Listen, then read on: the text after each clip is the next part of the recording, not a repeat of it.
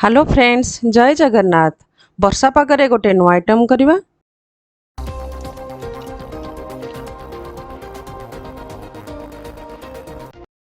आसंतु आज करवा vegetable fry. देखंतु मु आलू काटी देछि, पोटल आ भेंडी।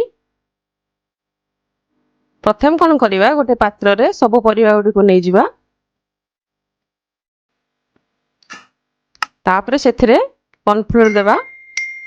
1.5 चामच मु देछि। 2 चामच दे जेछि बेसन। आउ अदा रसुण पेस्ट 1 चामच। लंका गुंडा 1 चामच। हळदी गुंडा 1 चामच। जीरा पाउडर 1 चामच। धनिया पाउडर 1 चामच। स्वाद अनुसार लुण। स्वाद अनुसार लुण देकी ताको भल भाबरे एमती गोळेई देछि। भल भाबरे टिके गोळेई नेबे जेमती सब मसला गुडी परिवा संगरे मिलई जीवो। ताको 2 मिनिट पय छाडी देबा।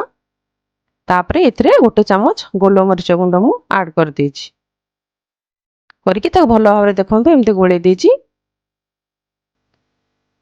भल भाबरे गोळेई देबे।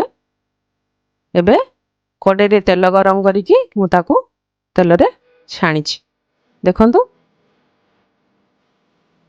बेसी हाई फ्लेम रे छाणीबेनी, मीडियम फ्लेम रे छाणीबे। इंदे मझरे मझरे टिके घांटी दउथिबे, नले तळपटु लागि जिवो। देखंतु भल भाबरे हे गला।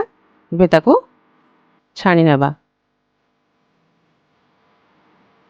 देखंतु एबे हमर हे गला वेजिटेबल फ्राए।